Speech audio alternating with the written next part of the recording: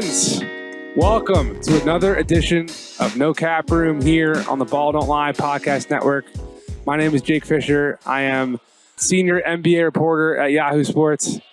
I'm joined today not by my man, your man, everyone's man, Dan Devine. I'm joined by senior NBA writer at Yahoo Sports, Vinny Goodwill. What's up? What's going on, Jake? We're here, man. We're living it. How are you doing at the tail end of your Vegas stretch? Are you ready to get the hell out of here like I am? Are you looking forward to one last night of activity? What's going on? No, I think I've had all the activity that I'm going to have. I'm not a gambler. I don't sit at the craps table. I don't do the blackjack. But I think we're all kind of at the point, Jake, where we're ready for this.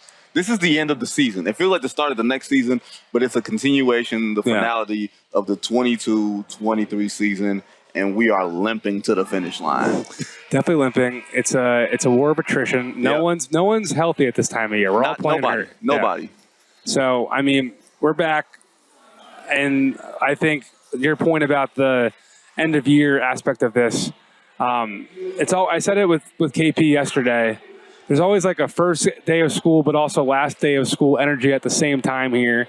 And there's also like, this is the beginning of last season where, for some people you were at a different team. For like us in the media, like last time I was here as a Bleacher Report. Right. This is like one of the last things I did before I got to Yahoo.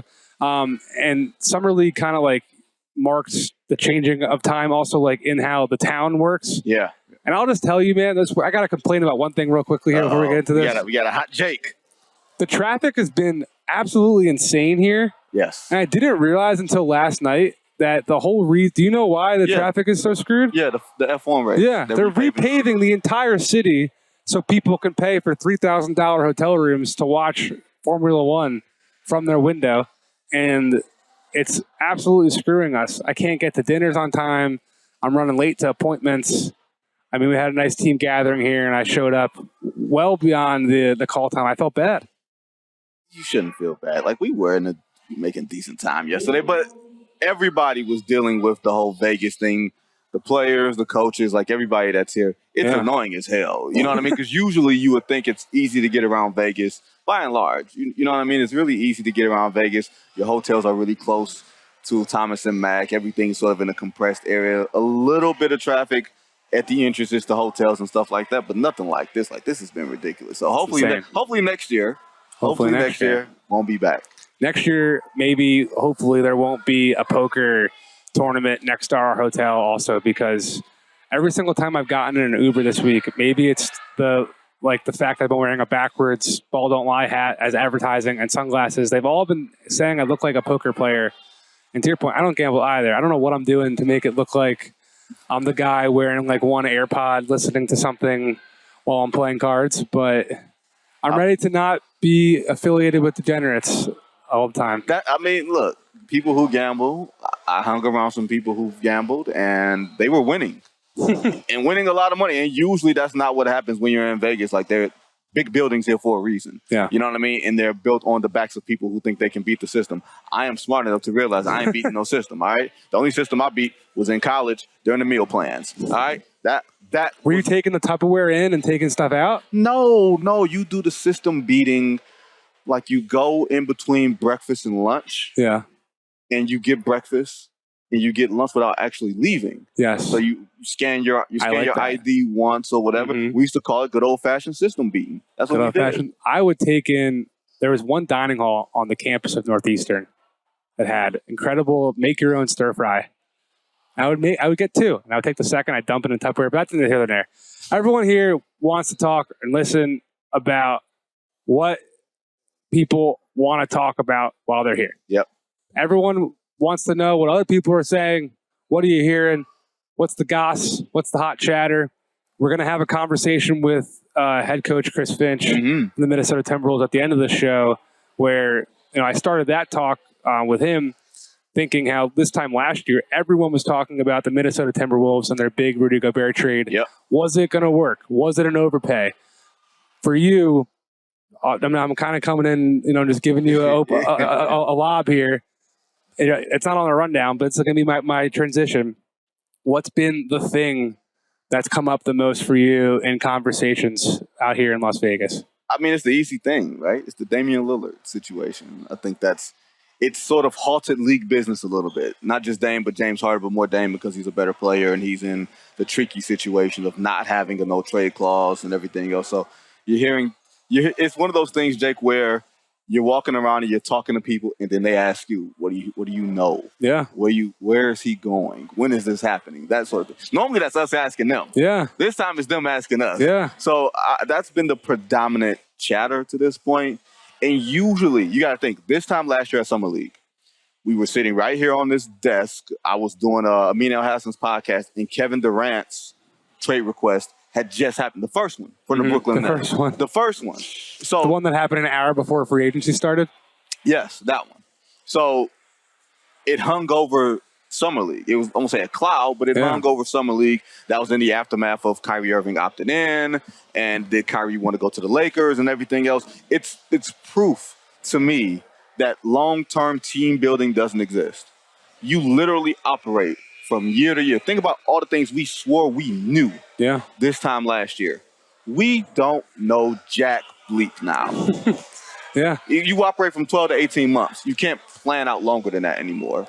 I think it's just the fact that, I mean, the title is so wide open. It feels like it's wide open, right? It feels like it. Everyone else thinks that, and all these teams are quickly jockeying and making adjustments, and you fall short in the second round, but you also think if we do one or two things differently, if we're Boston and we trade for Kristaps Porzingis and do this and do that, then we're going to be in the title. Right. They didn't lose in the second round, but you know what I'm saying. Right. So, I mean, I want to talk about a lot of this stuff, and I think an easy way to organize it, we've touched on Dame, and we'll say a little bit more about him too after I continue this intro to the next segment. But there's going to be like main characters of next NBA season. Yep. This season, we had Kevin Durant. We had Denver making their preseason moves that end up being the absolute finishing touches that the Nuggets needed. Yep. We had Bradley Beal. And, I mean, Bradley Beal didn't get moved during the year. Right. But he's been kind of a main character, a domino to fall for many a season, right? So I would agree that Dame is the biggest one for now, being that if he does end up in Miami, which, as everyone's been reporting, as we've been saying, as we've been writing, he wants to go to Miami and only Miami for now. We'll see as long as this process draws out. I mean, the word that has been going around that Joe Cronin said on the record to a gaggle of reporters the other day was that if it takes months, it takes months. Like, I do think that there's kind of an air right now, at least to me, that there was all this expectation there'd be a ton of trade activity in the week between the draft and free agency. There was, I think, one trade. John Collins. Yep. There's been talk about there being trade stuff now, because teams still have to get some adjustments in there before they reach the 90% of the salary cap floor before the training camp starts. Right. I'm wondering, this is me just throwing it out there as like an educated idea. I'm wondering if like everyone's going to go away on vacation and come back, and then the trade stuff might get taken care of in like September. At this rate, like people, this is not me reporting that this isn't going to happen until September, but like if we're taking everyone at face value, which I see you smirking immediately, it sounds like there's no real urgency to do anything at all. And like, hey, maybe Dame is in Portland until February. I'm not saying that, but like that's at least the stunting that people are performing at the moment. Well, like you said, it's very performative for Joe Cronin, who's trying to do his job to drum up interest for Damian Lillard. And yeah, the league will sort of go away. It will go dark. It needs to go dark, okay? We all need a break, okay? We've been going at this since mid-September, if you think about it. Like last mid-September was Ime Udoka and that scandal breaking. Like, you want to know why? Because I went on vacation when it happened, and I was like, of course, I go on vacation. Ime Udoka, Curious George gets himself into trouble, right? But if you think about it, that's been almost 10 full months. It's exhausting. Everybody's exhausted, right? So you get here, and you got Dame out there. You got James Harden out there. The important thing is, yes, Joe Cronin, it could take months, but months could still mean September. Yeah. Like, as long as you get this done before training camp, you know what I mean? I think for Dame's sake, for the sake of the franchise, everybody just needs to move on quickly. But you're right in that here's what I don't think that people realize. Damian Lillard will be 33 years old in a couple days. I think he turns 33 on July 15th. So he'll be 33 next year, 34, 35, so on and so forth. Who's going to sign up willingly to give up asset after asset after asset that Joe Cronin's looking for to sign up for a player who's going to make $60 million, who could be a health risk, and who might not want to be there? Yeah. So you're trying to drum up interest in a way that, especially with the punitive aprons, now, and although the salary cap is $156 million, $60 million is still a pretty damn good chunk of that on an aging point guard. So you can say that you want everybody, bring me your best offers, but who's going to send you anything remotely close? That's why everybody's looking around and saying, hey, dude, just make the trade. Yeah. It reminds me, relationship time. It reminds me of an instance of a friend of mine who was talking about going out and having some fun. And his girlfriend wound up hearing about it. And she came out and she smirked at him. And she said, boy, don't nobody want you but me. And she went back in the room and he wound up going out, and it was proven to be true. Nobody wanted him but her. I'm saying nobody wants Dame but Miami, but who's going to give up all that Miami feels like it needs to give up besides the Miami Heat? Yeah, it's going to be a elongated process also, being that we've written about it, we've talked about it, the same filler, this preface that the Blazers don't have any desire to bring back Tyler Hero and a Damian Lillard return for several reasons, but largely being that, they've got their guards of the future already. So that's the next thing. Clearly there are teams who are interested in Tyler Hero.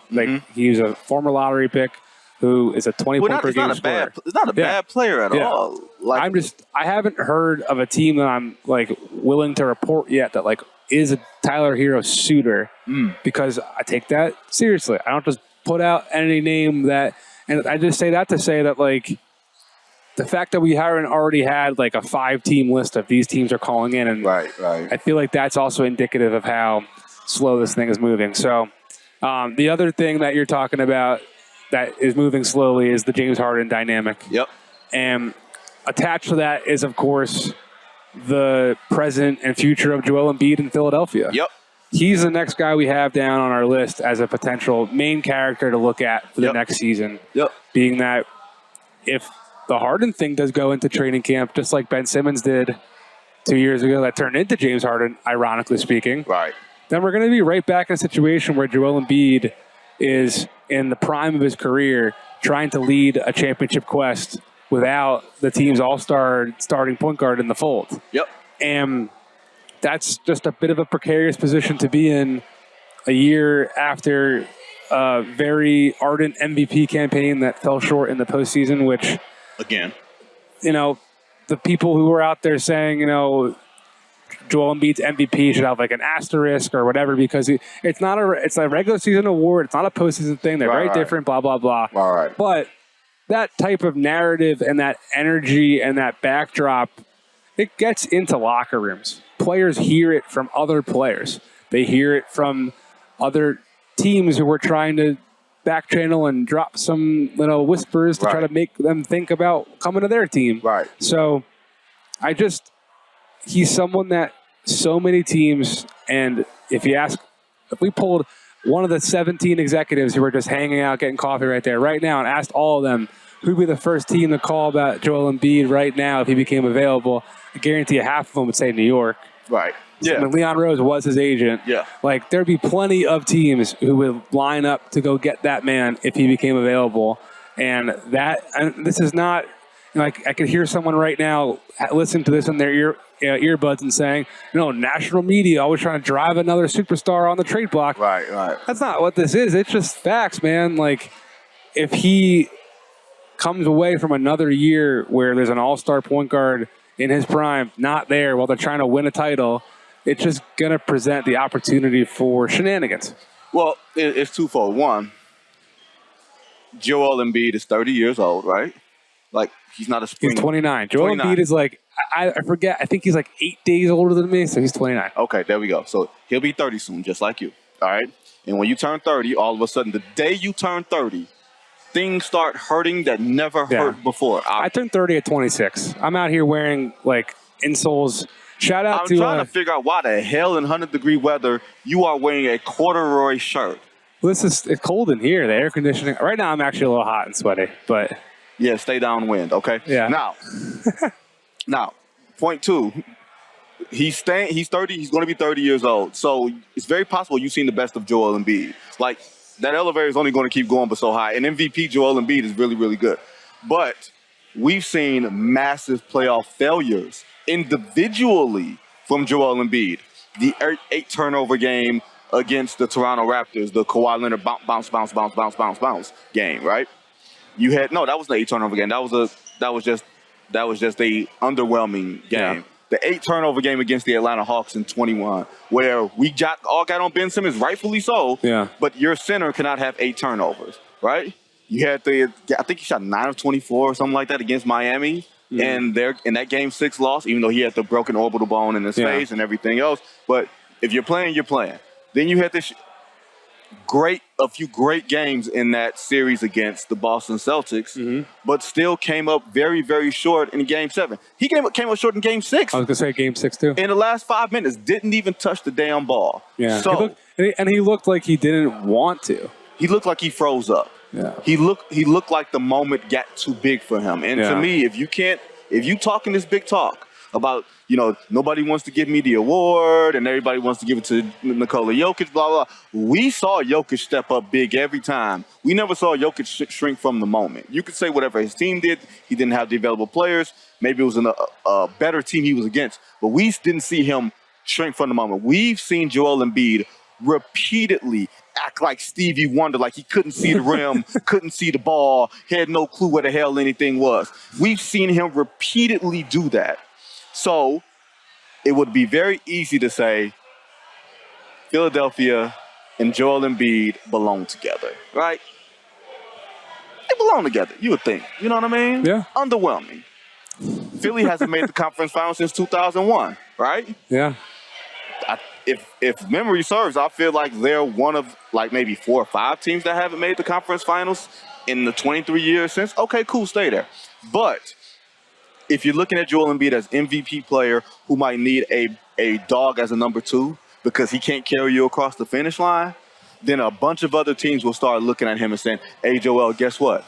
We won't need you to carry the load all 82 games. Yeah. You can be our 44-minute player where we'll just hand the ball off to Jimmy Butler or hand the ball off to whomever. Come be our Anthony Davis to our LeBron. Yeah.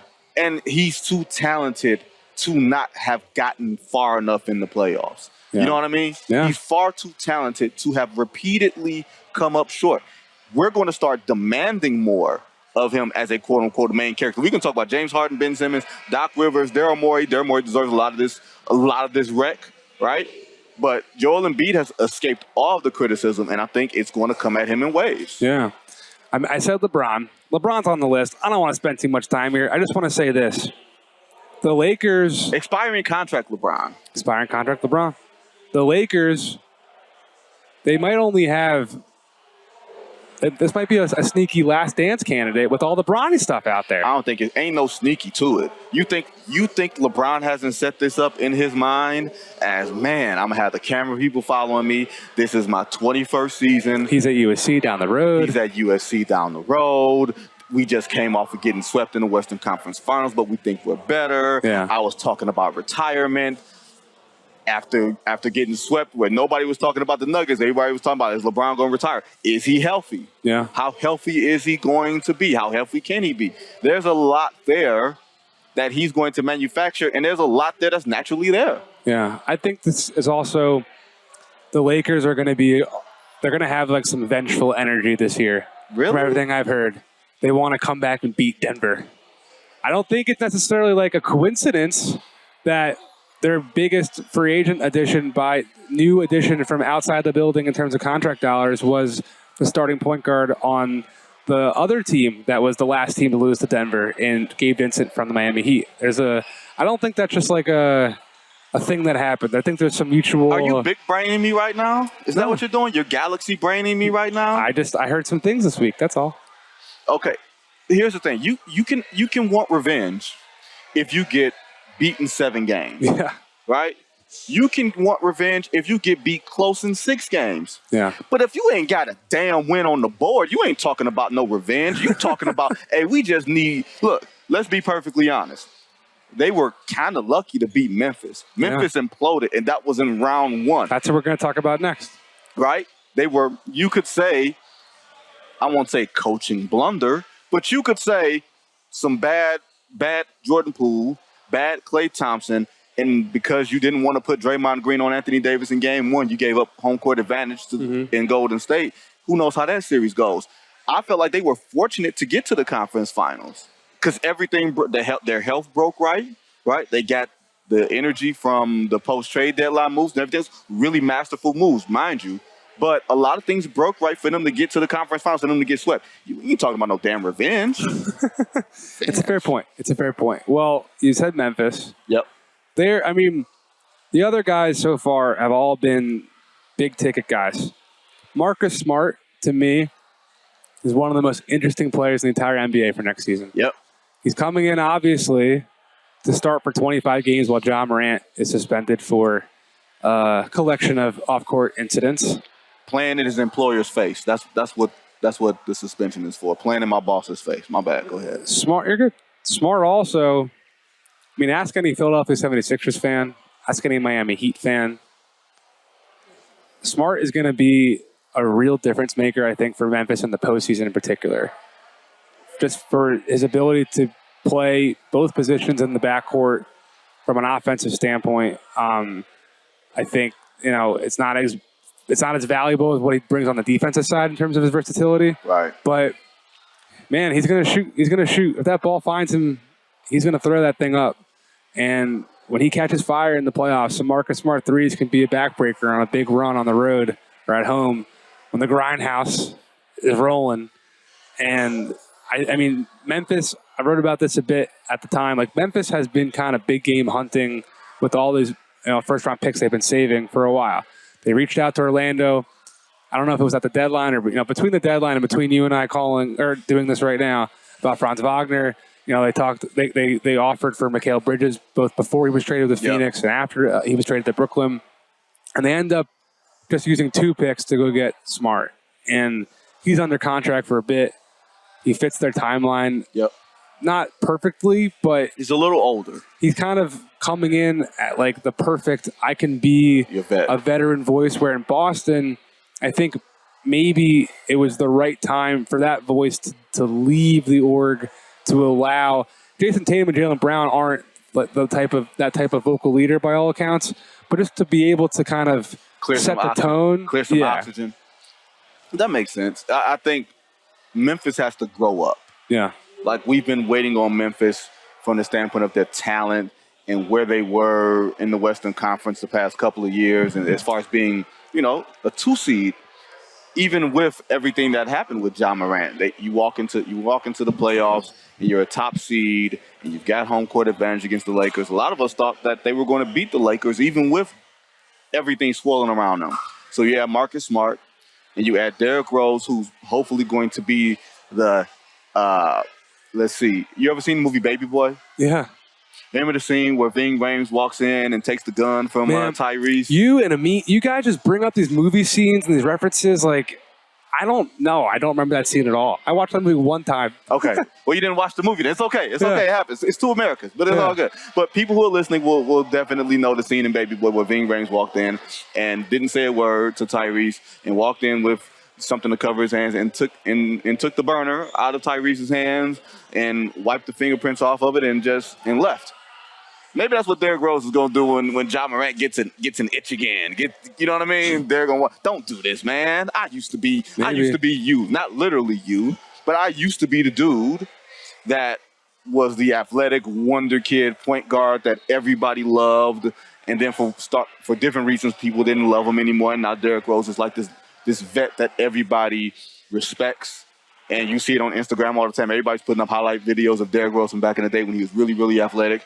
Little Memphis homecoming. Yeah. So I think the veteran presence of a Derrick Rose, the veteran presence of a Marcus Smart, is going to help you in the stead of Ja Morant. and hopefully it pays off in May and hopefully June, where you need mature people in the locker room. You need mature people around, because it can't just be the coaching staff. It can't just be the front office. It can't just be these adult figures. It has to be peers. You know what I mean? Peer pressure, peer accountability is the greatest thing. Yeah. And a lot of people look at Derrick Rose and probably just wouldn't want to disappoint him. You know what I mean? He sets the bar pretty high. So that's why I think Memphis is right now. Chris Paul is not going to have a similar role at Derrick Rose will in Memphis because he's going to an actual title team, an actual champion. Draymond Green will be more than happy to tell you that Memphis has not actually accomplished anything in this league yet. I think it's interesting, though. I mean, I was sitting next to an executive watching the Grizzlies play Cleveland yesterday, and the guy was just raving about the job the Grizzlies front office has done and the talent they've collected. I mean, they are definitely putting together a great roster year after year, but they're not the Warriors. They have not reached that promised land. Yep. Not once, not twice, not 3 times, 4 times. 4. Bringing in Chris Paul is such a main character energy thing, being that he was like arguably villain number 1 of the franchise, dating back to the Clippers days. Then you got the Houston stuff. Villain number 1 is LeBron James, but go ahead. So he's villain number 2. There we go. Now you bring him in. I mean, there's been talk about LeBron going there in the rumor mill, you know, over the years as well. They're always the Warriors are always flirting with everybody else. Once you get KD, might as well. I mean, maybe we'll bring Michael Jordan then. Who knows? CP though, I mean, everyone wants to talk about will he come off the bench? How's that all going to go?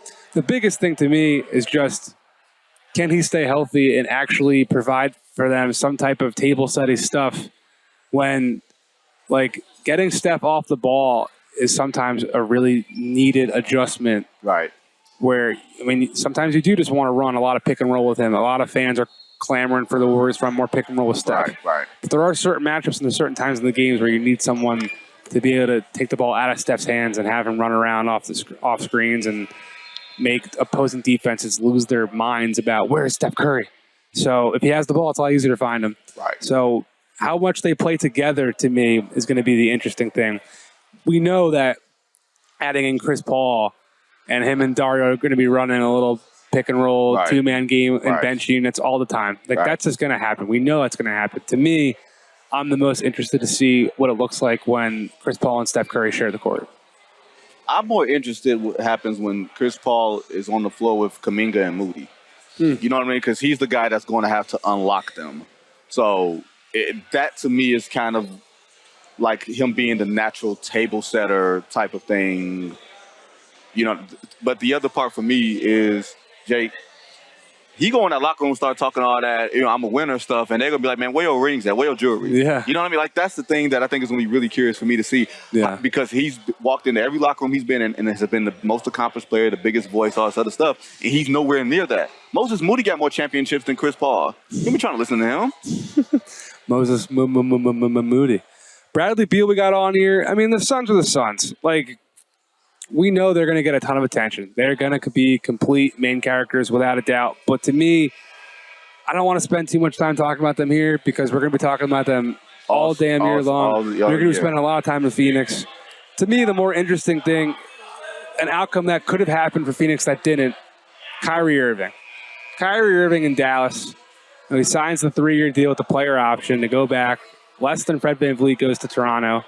And the biggest thing why Kyrie, to me, is on here and why he's someone that's noteworthy is not because of him. It's because, well, what does he do? What does his impact on the Mavericks ultimately do for Luka Doncic and building that team, building John Gennaro, our producer's favorite team, into a legitimate mainstay in the Western Conference and not just a fun team that made the Western Conference once and then we're here in a couple years and it's just like Dame, where he had a taste of success with that franchise. He wanted it there. He did. He truly did. But at a certain point, you kind of have to ask out. Yeah, I mean, I think with Luka, it's always everything that Dallas does is tailored towards Luka's present and his future. And you bring in Grant Williams, who I think is a really, really good move. Drafting Derek Lively, not sure if he's going to play like that. But when you have Kyrie now, you got Jason Kidd, who can, lack of a better phrase, really coach him hard now. You know what I mean? Yeah. Like, Jason Kidd is a no-nonsense, you know, take no quarter type of coach who I really like. And people, I don't think know that he's a good, especially on the defensive end, he's going to demand a lot of guys. And that means demanding a lot of Luka, demanding a lot of Kyrie. I'm very curious to see how that relationship develops now that Kyrie no longer has the pull of, oh, I may wind up going here or going there. Players can ask out at any time, but when you're securing your contract and they paid you well, you know what I mean? Like it feels like there's some security there. Maybe some people said, oh, you overpaid Kyrie. Okay, maybe you did. But if it prevents you from having issues because he feels respected, wanted, and appreciated, then that's money well spent. Yeah. Dallas has had a really good offseason at large. Yeah. Their front office has done a very good job at large. The Matisse Thybulle offer sheet, I mean, it was pretty clear it was going to be a waste of time, if we can say that, being that it was such a low dollar figure, relatively speaking. I would love to make $33 million over 3 years. But it was a number that no one around the league, from my understanding, expected Portland to not match. Right. So now they're left with, they're one of the only real contending teams, at least in terms of having, like, you got Kyrie and Luka Doncic. Like, I think I'm more willing to put the Dallas under the umbrella of contending teams than, say, the Atlanta Hawks. Right. So they still have this mid-level out there. And I don't really know, there isn't an obvious, I mean, there's no player really left on the board that would be clearly worth that amount that Dallas thinks. If they did, I think the second Matisse Thybulle's offer sheet gets matched, they would be moving forward with the next bid. Else, right. They haven't done that yet. So we'll see. They still have a couple tricks up their sleeve, I'm sure. Figure out where they go from here. They have a couple guys left, a couple teams left here, but we're running a little bit low on time. So I'm curious. I'm gonna make this open-ended. I'm gonna give you a multiple choice. Okay. I'm gonna see which team do you think is gonna be a bigger character of our 23-24 NBA drama. We've got the Clippers as they're connected to the James Harden trade sweepstakes. We got Kawhi and Paul George both in the last year of their deal before they could opt out without an extension. We've got OKC, sneaky OKC. Maybe a plucky, real playoff threat next year. We talked about Boston a bit, adding Kristaps Porzingis, losing Marcus Smart. Or do you want to talk about your hometown Detroit Pistons and can Monty Williams turn around a rebuild into a play-in contender? I feel like you're trying to set me up to talk Detroit. That's what you want me to do. Hey, nobody wants to hear about Oklahoma City even if they wind up being good, because I think they're going to be actually. I think they're going to be good. They can wind up being the top 6 team in the West if could. A lot of things break right. If we're going to talk about the Detroit Pistons, the team of my youth, the city I live in, you got a bunch of babies still. Like, a coach can't mature players. You know what I mean? Monty Williams is a veteran coach. So is Dwayne Casey. Like, they were just in different spots organizationally. If Cade Cunningham is healthy and he's ready to take the next step, not only from leadership, but also into being an all-star, okay, you got something a little bit more that you can build around, because it lessens the dependency on Jaden Ivey. It lessens the dependency on Duran. A lot of these guys, so many of their best players are under 22 years old. And I have yet to remember a team, unless it was a team with Kevin Durant, Russell Westbrook, and James Harden, that really went anywhere. So when you give Monty Williams 6 years, the possibility for more, and all that money, yes, the expectation is we want to win, but it's also, we got a young team. We got a really young team that I wonder if they're going to start slow, because young teams start slow. And hopefully for them, they got 17 wins last year, whatever, 16 wins, whatever the hell it was. If they get 30, ain't that a successful year for them? Yeah. You know what I mean? I will say Detroit and Orlando and Houston, like, a lot of these teams, they do want more than 30, though. And I think they would. They should. I think they would think that's a failure. Not that it's a massive, abject failure. Ask Giannis about it in the postgame after losing in 5 games to Miami. But, like, the reason why I said Monty Williams is a main character and not the Detroit Pistons at large is because that man got paid the richest deal in NBA history until Greg Popovich topped that a couple weeks later. But Detroit paying out that type of money for a coach who got fired from another organization a couple weeks later and resetting the scale so dramatically he took Phoenix to the title, or to the championship series, but no title to his name. Very, very regarded from, like, a culture building standpoint. Yeah. But that also, just like anyone in their reputation in the league, there'll be some cracks and some truths about just how gospel preachy, like perfect of a church he's going to build in Detroit, because not everyone's religious in this world. Yeah. So he's going to have to tailor how he does things to reach, especially because this is not a veteran team with Chris Paul coming in. You know what I mean? Where in his second year, coming out of the bubble, okay, now we got Chris Paul. Now we're ready to run. And you can delegate a lot of that stuff to Chris, but Chris is going to be the taskmaster. There isn't necessarily that. And hopefully, and Monty is religious, and he's strong-minded, and he's a strong leader, and he's well-respected.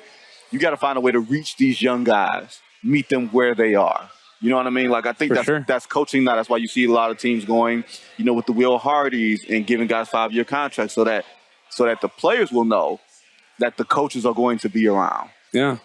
I mean, he's making more than every player on that roster outside of Marvin Bagley, Bojan Bogdanovic, Joe Harris, and the recently extended Isaiah Stewart. But that won't kick in until next year. Right. So, I think, like you said, culture is the big word. And because they've been tanking the past 2 years, it's hard to build a culture. You can't say tanking. You can't say they tank. The hell I can. I watch that basketball every night, in my home market or whatever. And Detroit is a basketball city. They've been patient enough. You know what I mean? Like, giving Monty Williams a 6-year contract, absolutely. There's a level of patience there. But there needs to be some growth. But nobody comes to any arena to see a coach. You go to the arena to see basketball players perform and win. So I'm very curious to see what the connection is going to be from Monty to these young guys, and if they can grow up and grow in a culture of accountability under him. I'm very curious, Jake, to see how that works out. It is going to be curious indeed. The last main character that you'll be hearing about on this episode of No Cap Room, we've got plenty of Wolves talk here with Timberwolves head coach Chris Finch coming up after the ad break. Very curious to see. I mean, a lot of people I know in the league are very curious to see how a full year of Rudy Gobert, Karl-Anthony Towns, and Anthony Edwards can mesh together, and they have Naz Reid now back on extension too. So stick around. We'll be right back with some more Ball Don't Lie podcast, and head coach Chris Finch joining us live, or we taped it live. It's not live as you're hearing it on the concourse of Thomas and Mack.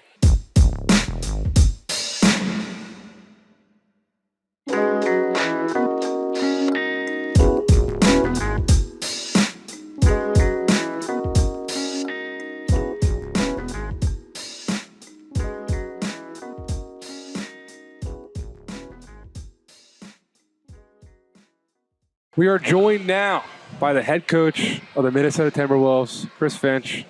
Thanks for taking the time, man. How you doing? I'm doing great. Thanks for having me. What do you think of when you think of Summer League? Is this like the end for you? Is it the beginning of next year? That's a great question. I never contextualize it like that as part of the timeline. It's more the continuum of life, Yeah. I've been coming for probably 25 years. I can remember when this league was Justin Cox. And, not every team was even here. Yeah. Maybe 250 fans, bunch of scouts. It was at the time I was coaching in Europe, and it was such a great place to come and find players, Yeah. Often hard to get players out of here because I couldn't maybe afford them. They would go to the bigger European countries. But, just to watch it grow to this event now, I mean, man, the league and Warren Legaria and all the driving forces behind it, it's just they deserve a ton of credit. And I tell people all the time who've never been, you got to come. If you got kids, you got to come. It's like going to spring training, right? Yeah. You have that intimacy with players. You can get up close, watch them take batting practice. Here you're like, LeBron James walks through the casino while you're getting a Coke. Yeah.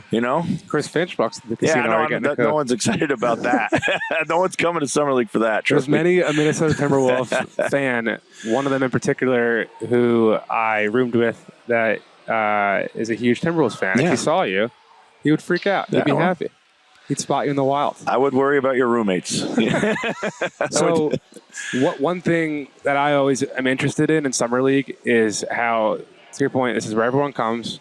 This is where everyone talks about what just happened in the draft and free agency. Mm-hmm. And typically, there's a couple of dominating factors every year. Yeah. This year, there's a lot about the new CBA and all the effects like that. Mm-hmm. Last year, it was all about you guys. Yeah. It was all about the trade. Yeah. It was you think it was an overpay? Did you think it was worthwhile? How are they going to make these pieces fit? Yeah. Obviously, you didn't get a chance to really fit the pieces at all because Cat got hurt, missed basically the entire season, aside from a handful in the beginning, a handful in the end. Right. How excited are you to actually try to figure out how to fit all these pieces together that has, plenty of talent and plenty of upside? Yeah, we remain extremely bullish on this. We really do. We never looked at it as a one-year thing anyway. We have amazing buy-in and willingness from our players. That's where it starts. It gives us the best hope. The versatility of having skilled bigs like Nas and Cat, right now you see the number of skilled bigs in the league is, one of the things that's really driving the league too. I mean, there's other factors, but I think if you're looking at certain skill sets, as the league tends to get a little bit bigger again, it's that size has to come with an incredible amount of skill. Right? Yeah. And so I think we have that. We're lucky to have that. We know we're different, but we got to lean into that. And there's things we still need to figure out, no doubt about it. We got to be a little bit better defensively with our kind of application and, just kind of shuffling the deck there a little bit. Offensively, a lot of our issues revolve around spacing. And just getting Cat back to the best version of himself too. And I think, when we saw him come back at the end of the season and into the playoffs, we really just wanted him to get, feel comfortable out there on the floor and just try to get in where you can and fit in where you can, and then from that we'll try to figure it out. But going into the off season, feel like we got enough things that we feel like, okay, that's not going to work. This is going to work better. So our starting point is, rather than starting on the, goal line, we're probably we fair caught it. You talked about getting Cat back comfortable. Yeah. He's someone that I know you and your staff are just kind of amazed by how versatile and just a unique offensive weapon he is. Mm-hmm. He's out there doing a lot of media right now, showing a lot of confidence about that he is getting back there. What have you seen behind the scenes that is encouraging to you? He's going to be that changing the game type of shooter that he believes he is. Yeah, I think, first of all, his body looks great. I think, Cat is such an accommodating and willing teammate. I think he, when he realized he was going to play more 4, he shed an incredible amount of weight to be really lean coming into next season. And I think through that lost some of his kind of strength and force and power. So he's getting back, get back to being who you are, with your body and where you're most comfortable. So he looks great there. And, the game piece, the skill set, it comes so easily for him. So it's really incumbent on him to not overcorrect. Early in the season, he was trying to make it work so desperately that I think it was costing him his aggression and his opportunity. We do need him to probably boost up his 3-point rate a little bit, just because as a team we have to do that. Well, we're shooting more threes. Yeah. I mean, he went from taking 3 to 4 or 4 or 5, something like that, a game. And he's, we don't want him to take 10 because he can do a lot of other things, but he probably does need to take 7 a game. Should. Yeah, he should. Yeah. But let's not forget, he's elite at driving. He often leads the league in bigs driving to the basket. So we still need him to do that. Post ups, it's something we can employ probably more strategically. Mm-hmm. And that's all a balance. Yeah. The other big man in this factory, you mentioned Nas. Yeah.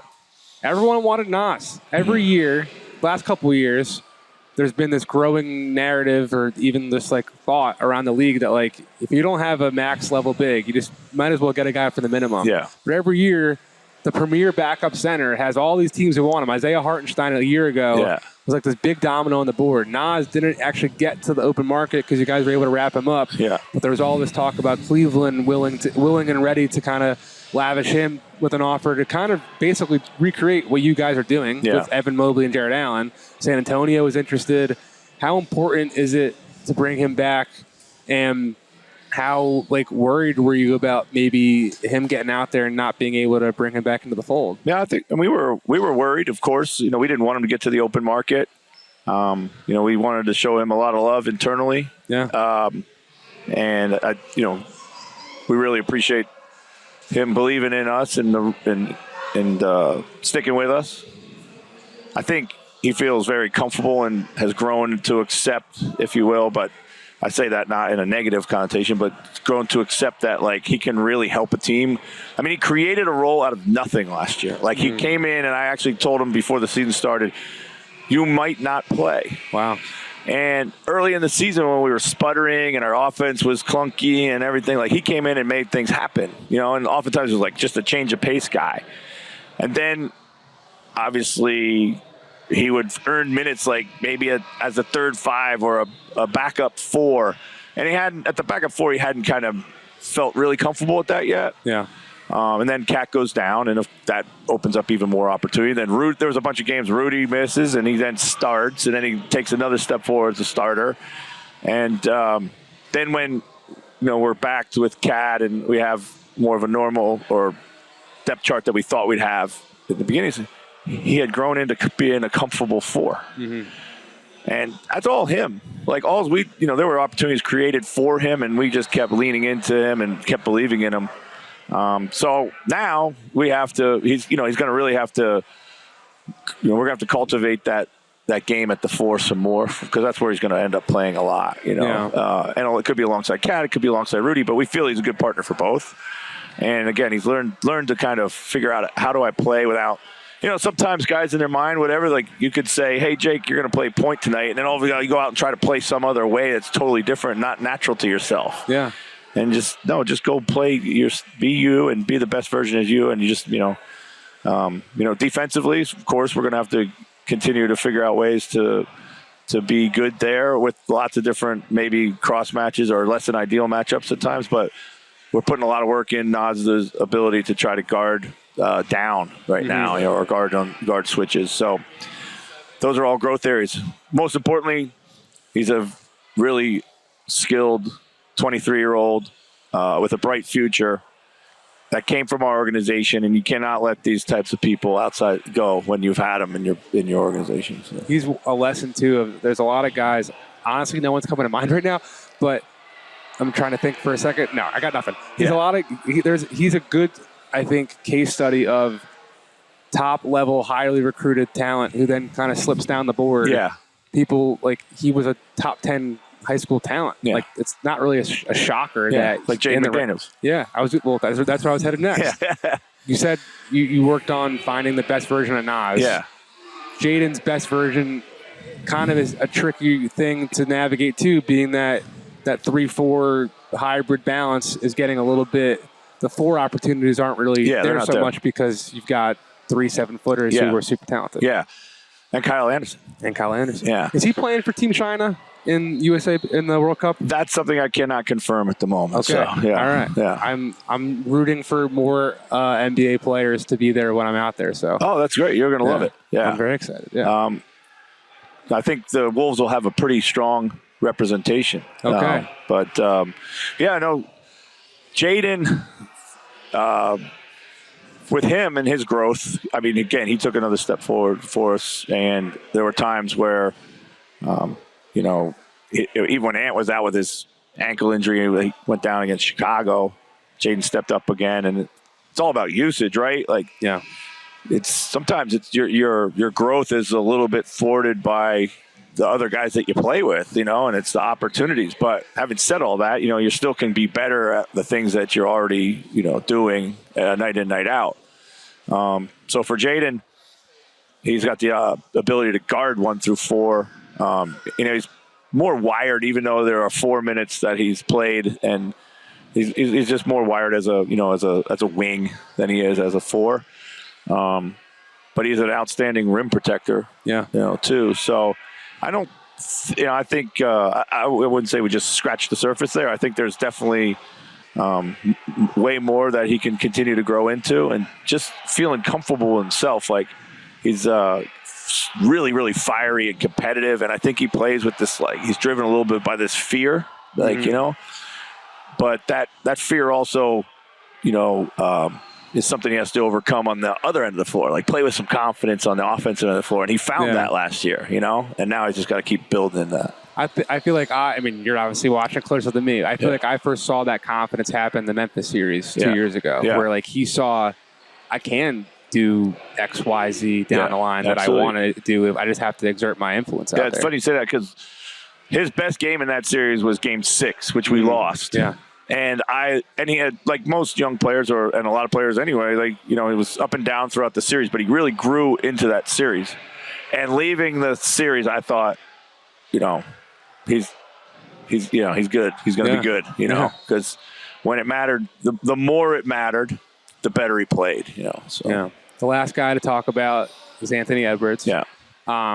Just mentioned how there's going to be a contingent at in the World Cup. He's going to be probably one of the more natural scorers on that team next to Brandon Ingram. Yeah. And you know, when I was in OKC in December, part of that road trip was definitely I wanted to go there to see you guys and talk with him because I thought, particularly at that point in time with Cat's injury, it was a unique moment in the franchise at large with this budding all-star to kind of really take a step in his maturation and be a fulcrum and a linchpin, not just of an offense, but of an organization. Yeah. So, how do you think he did?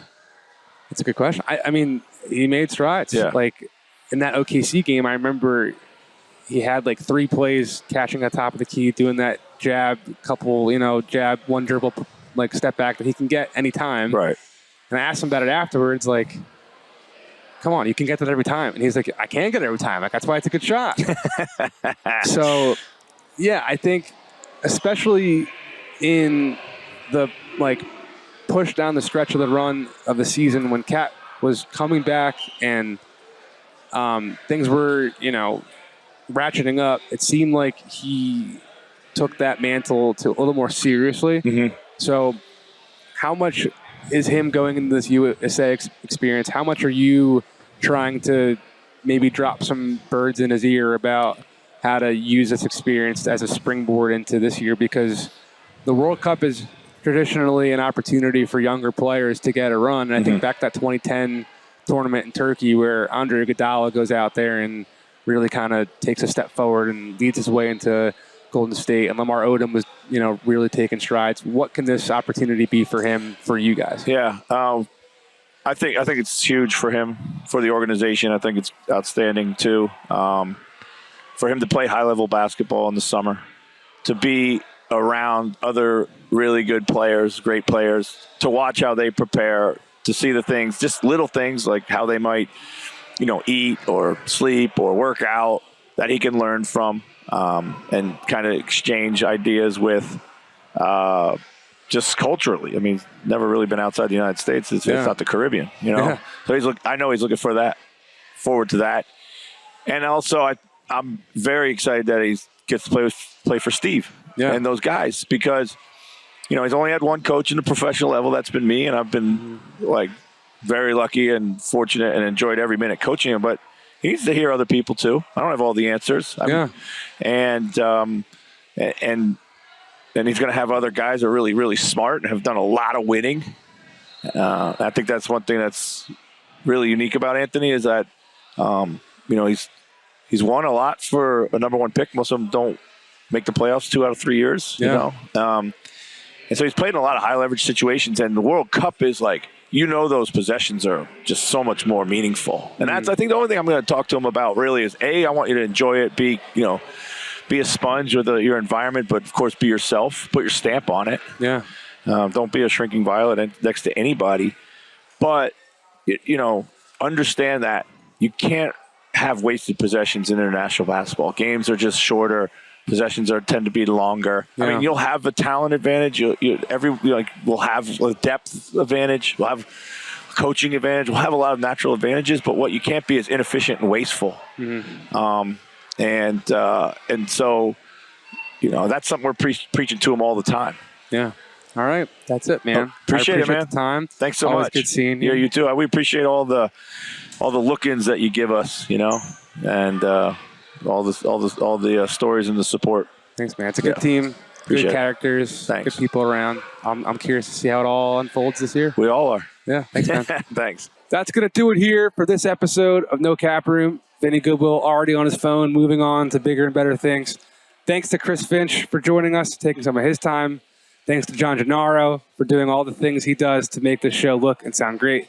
And thanks to everyone. This is my last time up here today for the week. Thanks to everyone in the back, non-Yahoo and Yahoo people alike. Appreciate all you. This has been a very cool setup here.